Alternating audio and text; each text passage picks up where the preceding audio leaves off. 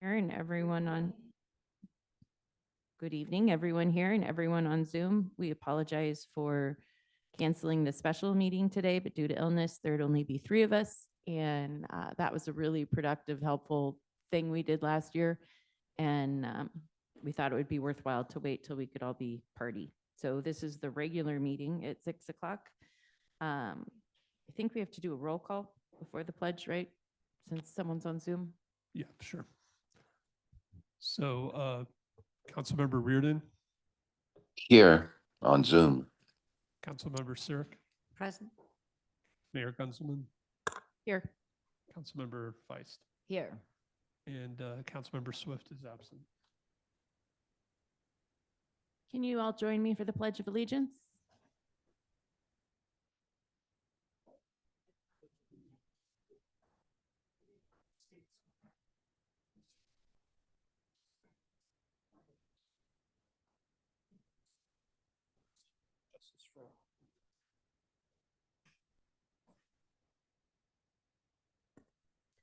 That takes us to the public forum. At this time, the public is permitted to address the city council on items not appearing on the agenda.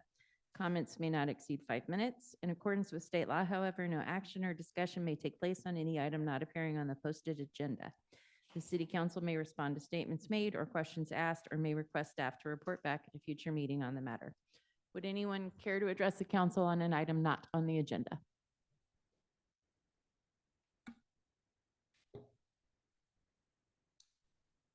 Mike Kirkley, 172 Badger Street. In a previous meeting, I was concerned about sight distance on Main Street because of the parking space there.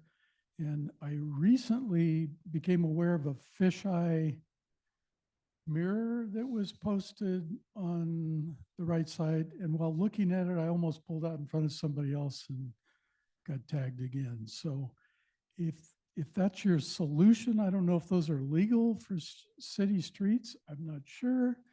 I was not informed that, I think I'm the only complainant that has sight distance problems on Badger. I would hope that the chief of police would have gone and evaluated the conditions at the intersection. I don't know if that was done or not. And I don't know if that's a good solution to your problem. My concern is the city could have some liability. There's a state law, you have to have 20 feet of clearance at all crosswalks. I don't know if that's been done. Doesn't seem to be a high priority. I do want it on the public record that I've complained about it a couple of times. If there's any accidents there, I think you might have some liability. Thank you. Anyone else care to address the council on an item not on the agenda? Hearing nobody, we'll move on to City manager city comments. manager's report. Yeah, so again, we had planned to have a strategy planning session today, so we kept this agenda very short, but I did want to give you guys a few updates. First of all, in the mirror, yeah, we did review that with the police chief. We are interested in feedback though, and so we note your comment and definitely interested in what other people think of that approach. A couple of other things. We've had a long outstanding connection fee dispute, I guess, with Ramco. Just wanted to announce to council that's been resolved. We've signed an agreement and they are making payments to catch up on that. We also got our housing element approved by HCD, which is great. It was due 4 years ago, so we're 4 years through the 8-year process. And we do need to show progress against some of the programs and policies on that element. There is kind of a 4-year check-in. But I believe, HCD is kind of behind on a lot of things. So I'm not too worried about Sutter Creek, but just so you're aware. And then, yeah, the last one is we're recruiting for the local sales tax oversight committee. We put out a notice in the newsletter. We'll be getting out word as well. And council members, if you guys want to send me a couple of names each as well, we're basically assembling a list of people interested in serving on that committee. And that's it for me. Thanks, Tom. Did you guys have any questions for Tom? Yeah, excuse me. I just had a quick question on the I and how that's going. Are we feeling like we, So we're hoping Made for more headway. rain. We got all our meters in. So now we're just trying to collect data once the ground gets saturated. We were hoping we would have gotten more rain over the weekend. So the ground is wet though, and if we get another storm, we should get some good data. Anything else, public?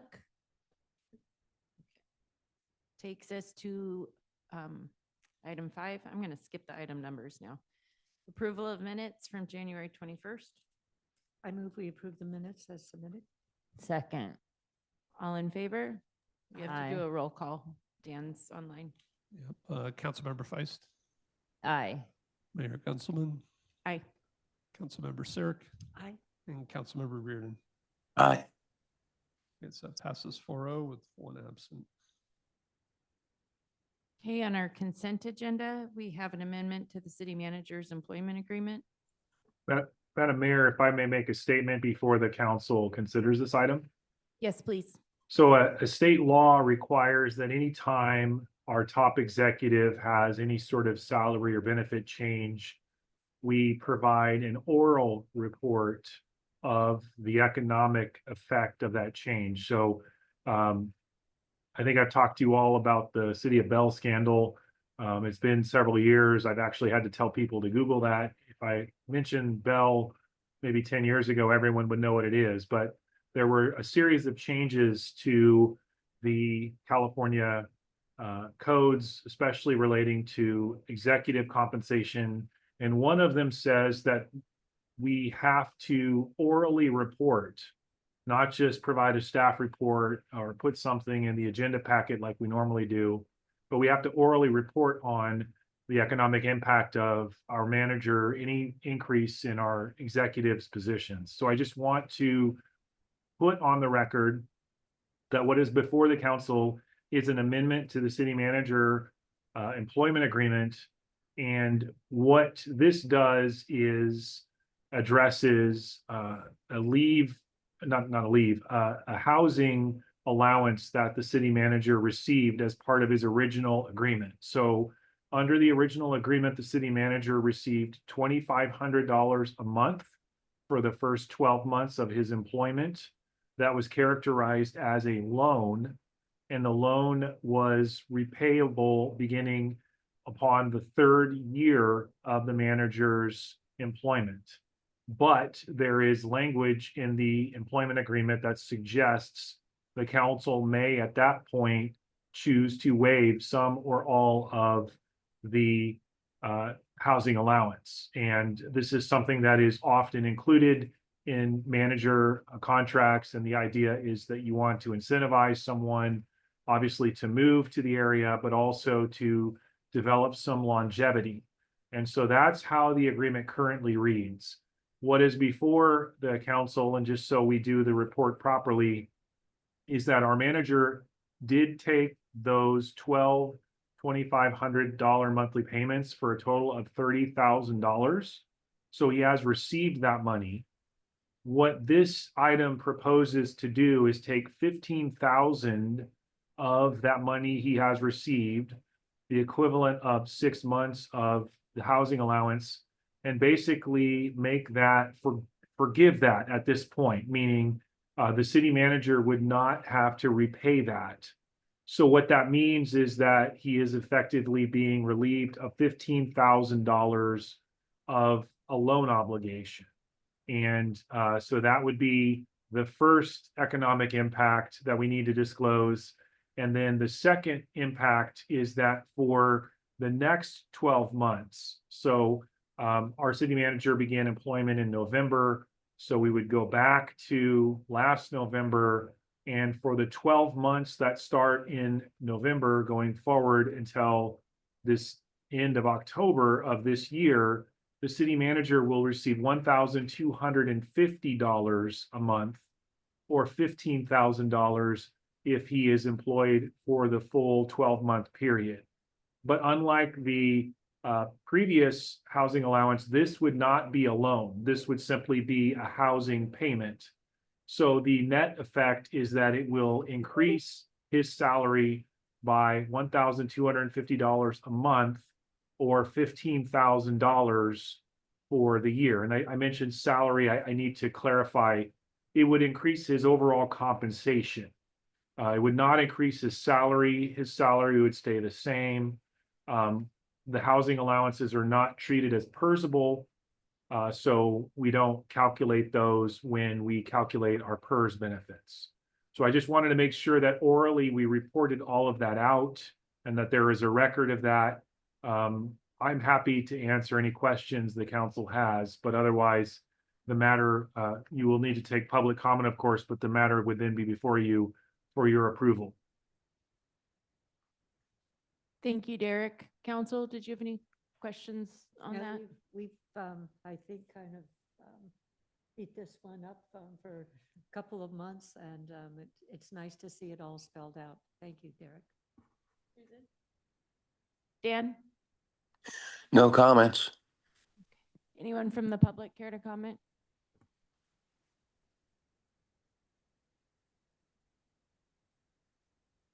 Mike Kirkley, 172 Badger, Sutter Creek.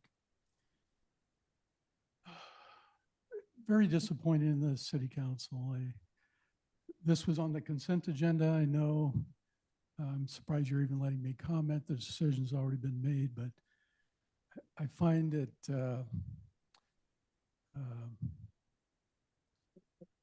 very difficult to swallow that we are paying a city manager in Sutter Creek, the little town of Sutter Creek, $170,000 a year. And in addition to that, giving him a housing allowance, and he doesn't even live in the community.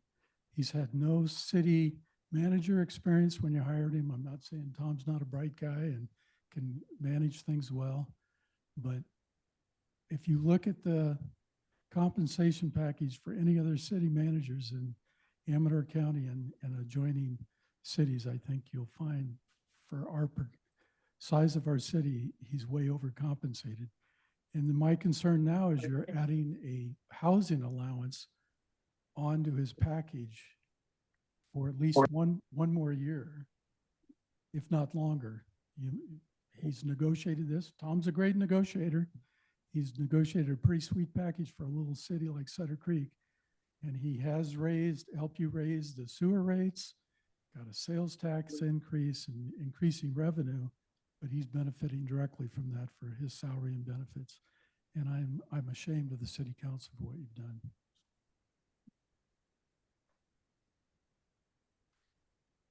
Thank you, Mike. Anyone else?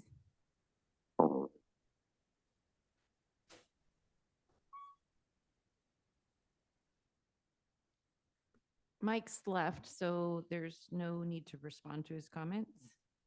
If there's nothing else, I'd entertain a motion. I'll make a motion to approve. There's A a motion, second. a motion and a second. Tom, can you do a roll call vote, please? Councilmember Sear, Aye. Councilmember Reardon, Aye. Mayor Gunzelman, Aye. and Councilmember Feist. Aye.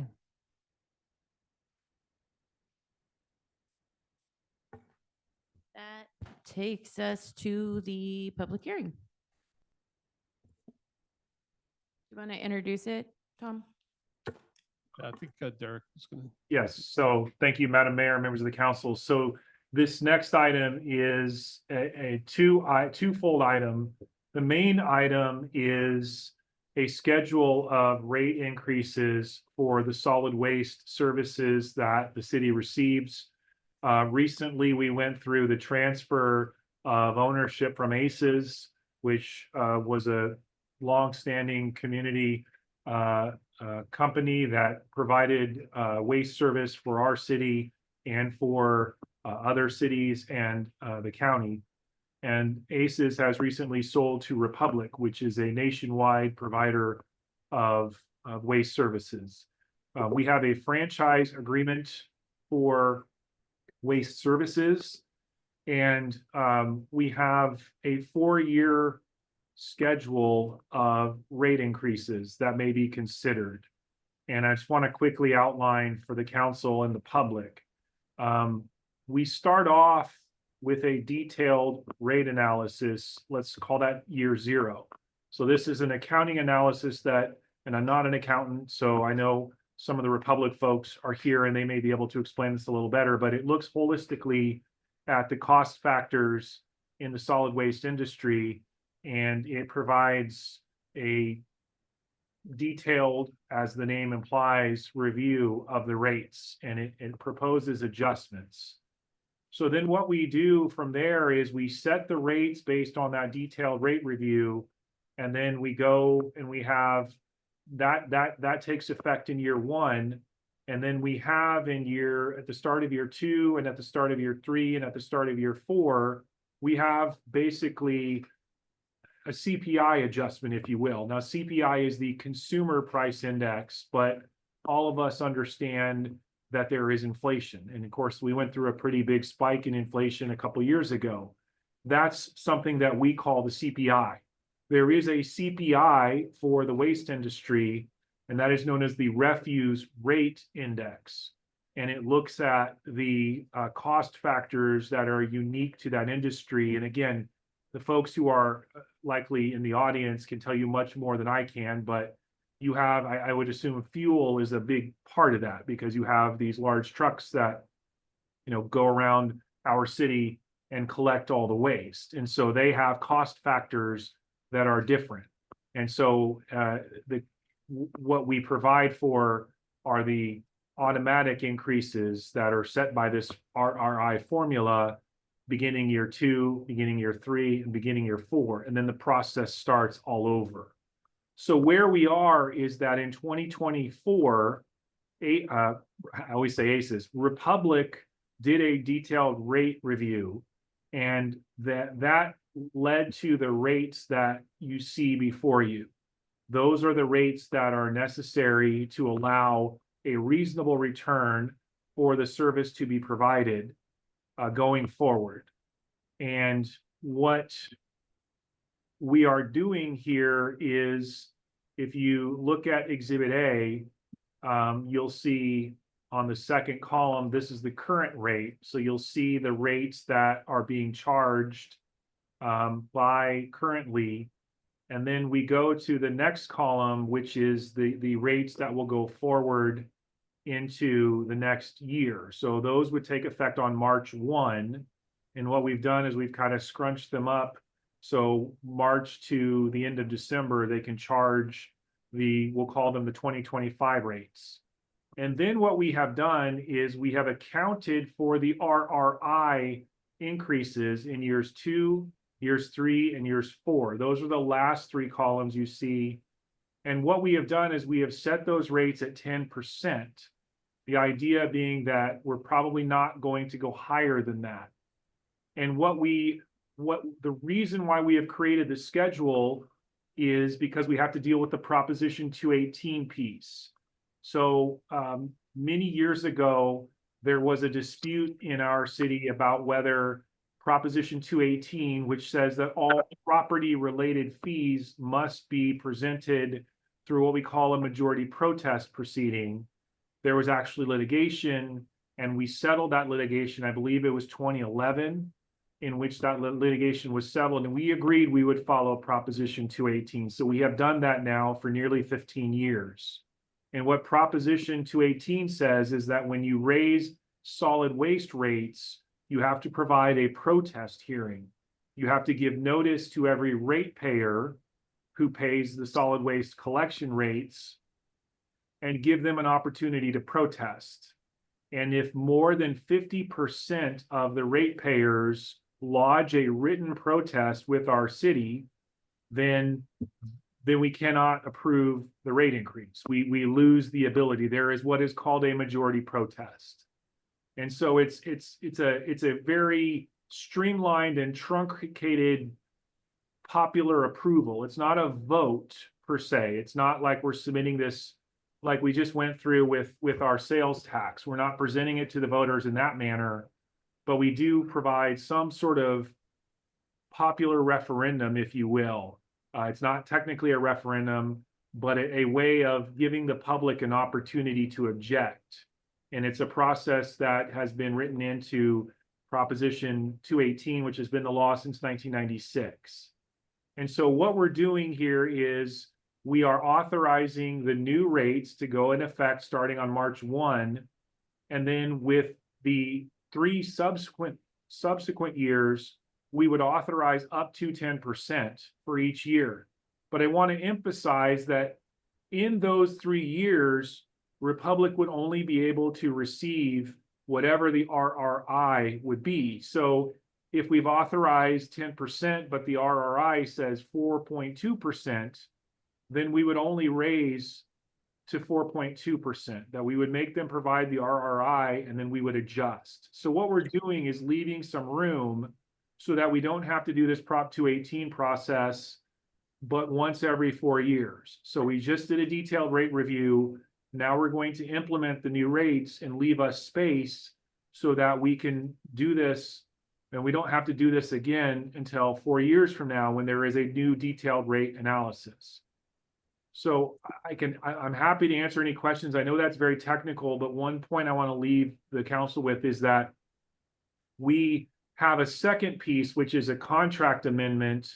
And this is something I will take the blame for, which is when we restated and re-upped our agreement, which we did about 1.5 years ago with then ACES, we did not deal with the fact that the timing, we had a different rate schedule. And so ACES or Republic does their detailed rate review for the county at the same time they do it for us. And that's been their practice. And so the way our contract was currently written is we were 1 year ahead basically of where they were with the county. And so what we have done here is just made a slight amendment to the agreement to correct that and put our city expressly on the same schedule as the county. So again, I'm very technical here. I'm happy to answer any questions, but what the council would do tonight is you would open a public hearing and you would determine, is there a certain number of protests, and you need, I believe you need something akin of 900 or more. So I'm going to assume you don't have the number of protests, but we would open the public hearing, allow public comment. Anyone can submit a written protest before the hearing closes. And then once the hearing closes, if there's no majority protest, which I do not believe there will be, then you may approve this resolution, which would do 2 things. It would approve the rate schedule, and then it would approve that minor contract amendment. So I know I've given you a lot. I'm happy to answer any questions. Derek, this is Dan. I have 2 questions, I guess. Yes. Thank you. I don't have the attachment A in front of me, but I think I remember the first column that you mentioned that goes into effect on March. I believe that's as a result of the detailed rate review, not the RRI. Is that correct? Correct.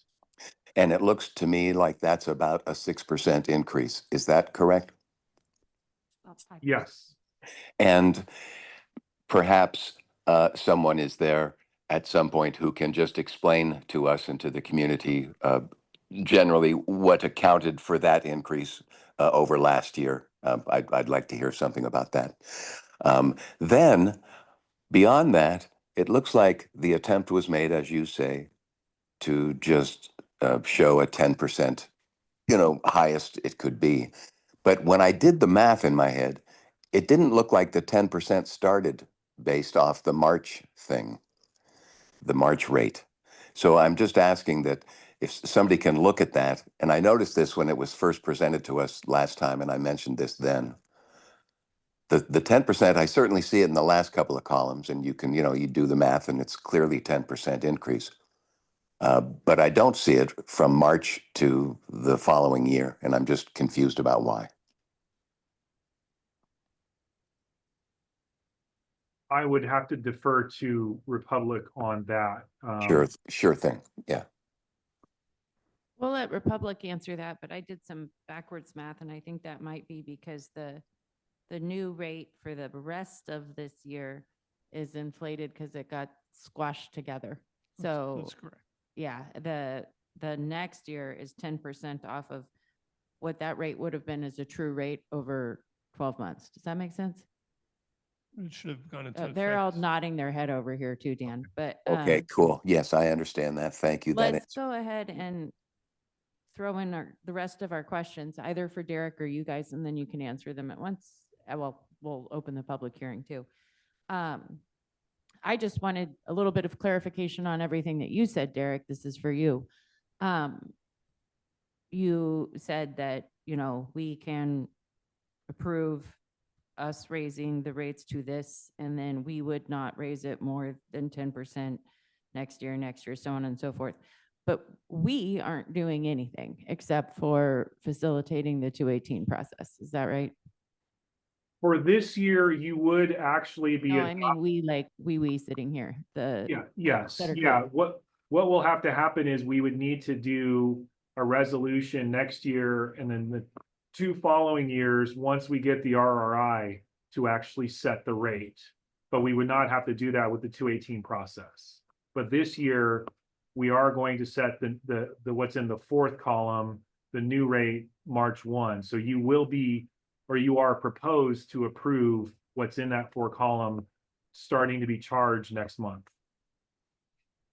So to clarify, then, we will be voting obviously for the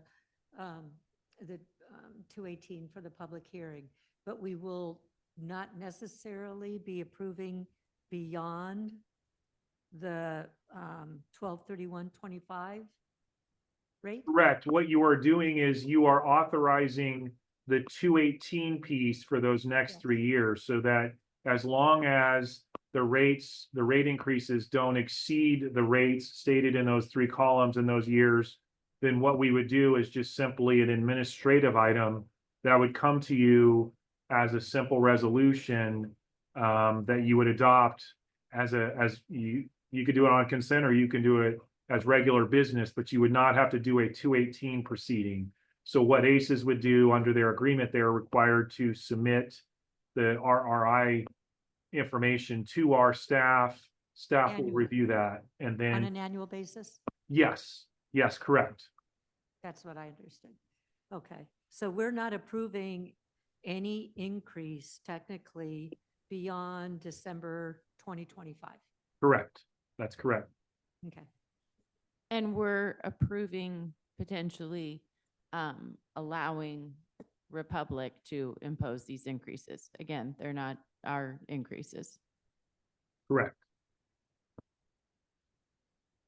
To me, that's important, only because looking at the new year, the new rate year 1 from January 26 to December 26 is a 9%, and then it goes up to 10% for new rate year 2 and another 10. So over the next 4 years, potentially, we could be looking at a 34% increase. So I just want to make sure we're not necessarily approving that. We're only approving the 5% at this point right now. Correct. You are only technically approving the new rate that ends on December 31st of this year, and you will receive our RRI calculation for the next 3 years. So then an you will take RI the action. calculation, just to be clear, is that good for, is just an annual? Correct. It's an Or annual. done So every- it's a, Because Yeah, I so- understood from reading that it's done every 3 years. From reading our agreement from last year. Well, it's the 10% is a cap. So each year, according to the contract in Sutter Creek, we will approach the city, or Republic will approach the city with computations about the next rate adjustment. And I don't know what it, at this point, We can't. couldn't predict that. guess what it's going to be. Probably, I'll go out on a limb and say it's probably not going to exceed 10%. and it'll probably be likely to be less than that. Okay. So so just to be clear for a novice mind in all of this, the RR&I is done though annually. So this Yes. is just a predictive, this is just what the worst case scenario could be. See, this rate adjustment was a rate, what do they call that, a detailed rate analysis. Uh-huh. Wasn't an RRI. But I'm sorry, I'm having some hearing problems. If I'm speaking too loud, I No, apologize. you're good. Good. So the next,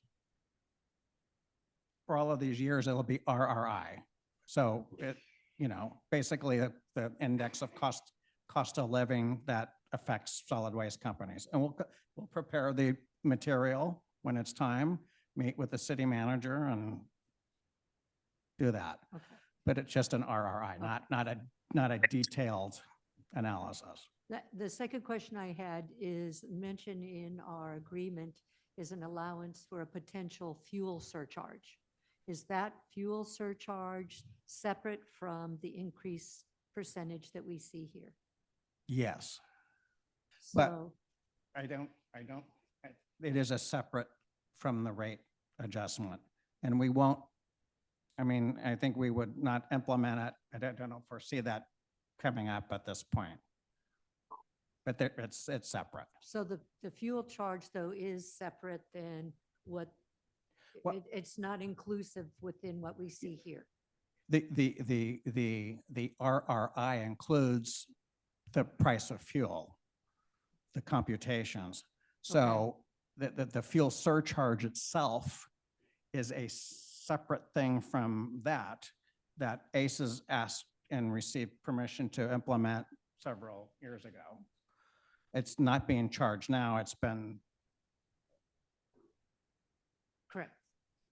Under what circumstances could that charge the be fuel enacted? surcharge was calculated quarterly. That's Yeah. what I understand. Yeah. So I think Dan was going to ask my next question. How is that then separate? I mean, what is the difference between the fuel surcharge that could be, and how is that determined whether it could be attached? How or does not? it end up being, How on the- is the decision made whether to have a fuel surcharge? I think I'll just use a decision-making one. It was under ACES because this has not occurred under Republic. Yeah. Paul Molinelli Senior will Senior. answer that. Paul Molinelli Senior. The surcharge is calculated quarterly and applied. in the microphone. There you There's go. people online. The surcharge, fuel surcharge is calculated quarterly and a figure is arrived at and it's put into the rates. When we do the rate calculations, whether it's a RRI or the full detailed analysis, that revenue is deducted. So it negates whatever might be in the RRI calculations to the extent the fuel surcharge is. Does that make sense? So if Yeah, I- so the It's fuel charge subtracted, though, it's factored in at one point. but it could be removed and still part of an increase if a fuel surcharge is attached. It could be. It's placed on the rates automatically based on the calculation. And by the way, that's an up or down calculation, Uh-huh. and it has gone down in the past. That surcharge is considered when an RRI is submitted. That revenue generated by the surcharge will be factored in to offset increased expenses. So, Does so that if I make could, sense? I think what you're doing is you're able to react to fuel price increases much quicker rather than waiting a year, but then you credit it back essentially. That was the point of the surcharge because we waited so long. Right. Thank you. You're welcome. Any other questions from the council? Otherwise, I'll open the public hearing. Yeah, Claire, I'd like to hear about this detailed rate evaluation that resulted in this increase right now coming up in March. What was that about? What kind of considerations? Do you guys want to, so Dan's asking what the factors were in the detailed rate study that resulted in the 5 or 6% increase this I don't know if you year. know, like my son knows, the fact is, for me, it's quite some Oh, time in the microphone. for us to discuss the numbers in that, we'd have to have paperwork in front of us. It's all numbers. You know, I don't remember them, and I'm sure neither of the three of us, or none of the three of us, can answer specifically what expenses are in that. We did submit the information at one point, and it was considered and discussed. But I can't answer what Can specific. you tell me when your last rate increase was and what it was? Based on a detailed rate increase. Yeah, Was it 21, 22, 23, 24? listen, you know, we do these, we have been doing these things for years, we have multiple jurisdictions. So for me personally, remember when last of us, I can't. I believe the And I last, went back into our records and I w- couldn't. I think the couldn't last find it. rate adjustment was for Sutter Creek may have been 2022.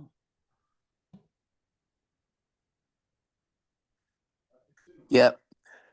And I'm not asking for a detailed line item by line item calculation that resulted in the new rate.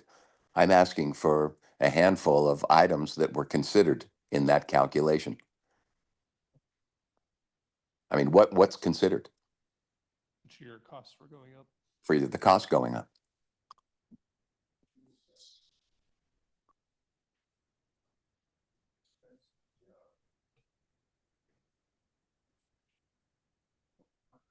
You want me to jump? I'll answer that,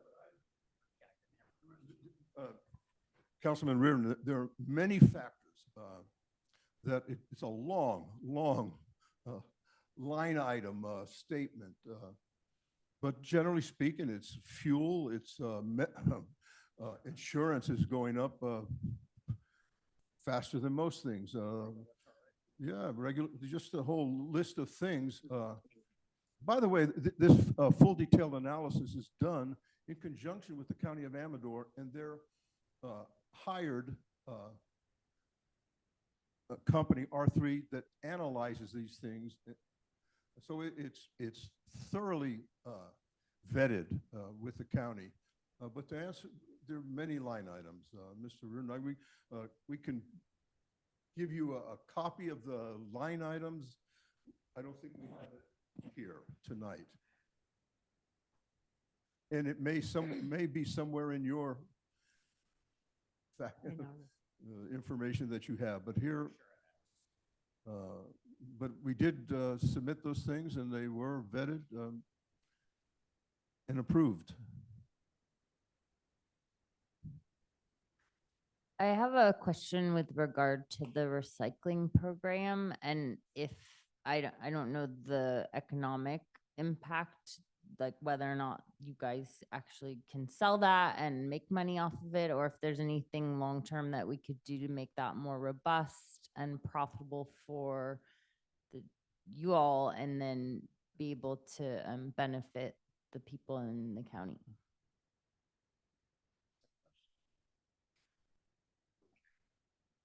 I'll let General Manager Kelly Johansson answer that.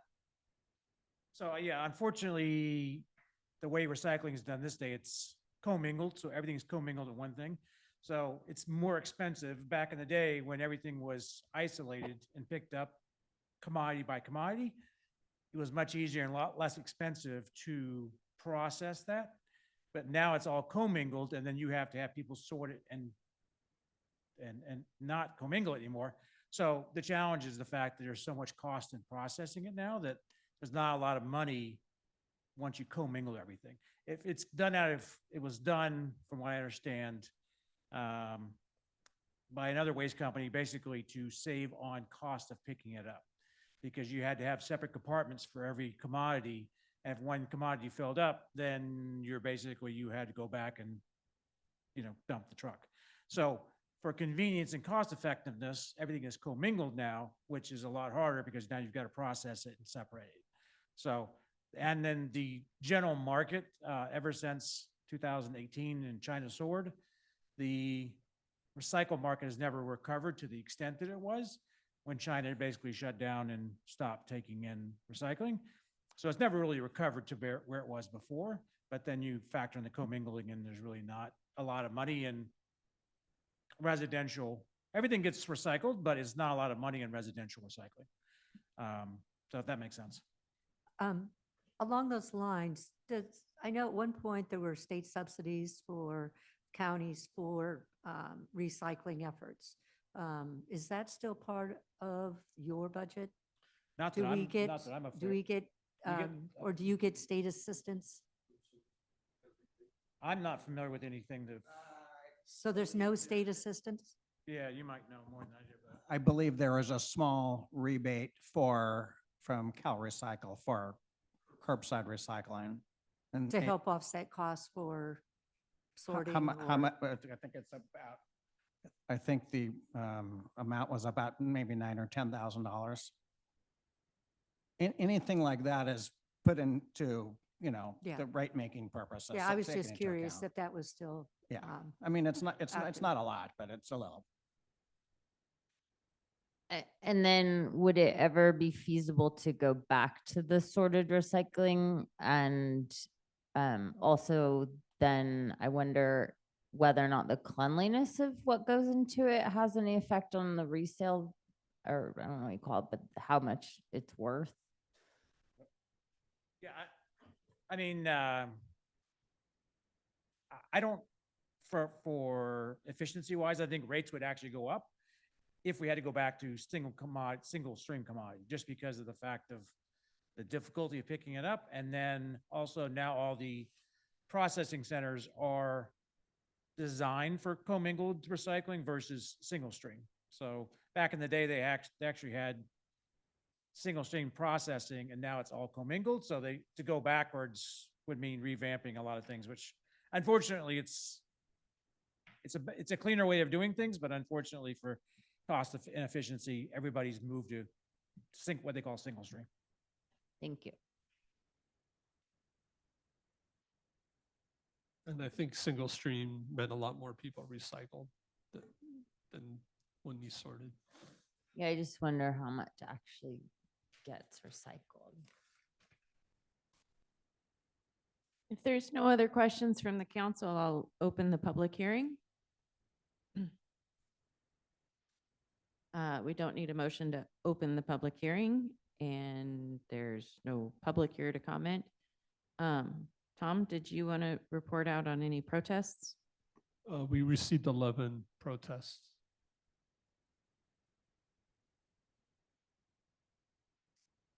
In that case, I'd hear a motion to close the public hearing. So move. There's a motion. Is there a second? Second. All in favor of closing the public hearing? Tom, will you do a roll call? Sure. Do we need to vote to close the public hearing? Yeah. Okay. Councilmember Seer, Aye. Mayor Gunzelman, Aye. Councilmember Feist, Aye. and Councilmember Reardon. Aye.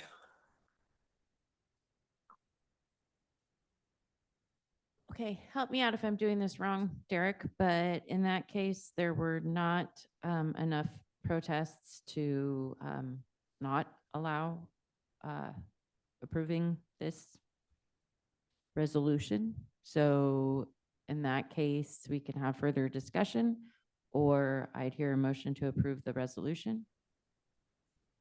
I just want to be clear that we will have an opportunity to vote on the future rate increases for New Year rate 1, 2, and 3. That's my understanding. They'll be based just on the RRI, but they will come to us. They just won't be in a 218 process. Correct. Tom, Derek, is that right? That's correct. That's correct. So Yeah. we will get Okay. them. Okay, thank you. Anything else? Dan, Susan? No, with that in mind, I would move to approve the resolution, including both aspects, as Derek mentioned during his introduction. Okay, A second? there's a motion and a second. Tom, will you do a roll call, please? Yep. Councilmember Reardon, Aye. Councilmember Feist, Aye. Councilmember Sir, Aye. and Mayor Councilman. Aye. Okay, passed 4-0. Okay. Thanks, guys, for coming and answering questions. All right. This isn't on our agenda because we had a brief agenda, a truncated agenda because we were having a special meeting today, but I'm going to go ahead and ask if anyone has a mayor or council member report. Dan? I do not. Susan? Yeah, just that the increase for the assessment to lodging in the county was not on the agenda for Board of Supervisors, so that will be on an upcoming agenda. Oh, bummer. Did a bunch of people show up? Yeah, I guess the supervisors weren't aware they need to have a vote on it, so I'm not exactly sure how that went down. I think that they had sent out, you know, a lot of information to have people show up and support it. So I hope that when it is rescheduled, they It's do at the the same next thing. meeting. They did email out a notice telling people it was rescheduled. Oh, okay. Um, Thanks, Susan. Anything else? Julia? We had a BPAC meeting on last week, and Tom and I are still discussing some of the details, so I have nothing to present at this point. Okay, I have nothing. City Attorney's report, Derek? Nothing. Future agenda item? Anyone? Julia, future agenda item? Not this time. Susan? Dan? Oh, thank you. Just wanted to note, if you're ready to adjourn, that we're going to move the priority planning meeting hopefully to the next council meeting date, which should be February 18th Which is at a 3 o'clock, Tuesday, right? Tuesday after President's Day. So we will attempt to do the priority planning at 3, What date is that? February 18th. And then we will have a regular meeting again at 6 o'clock that day. So it'll be basically a retry of today. Same Thank you. schedule, different day. Okay. And how long, again, do we think that will run? Right up till 6 or? Yeah, we'll arrange to have some food and hopefully we'll take at least a small break in between the two meetings. Like, Thank you. I do recommend a small break to debrief. Okay, am I dropping anything off of a? Nope, okay. I believe that leaves us to adjourn. Thank you. Get better, Dan. I will.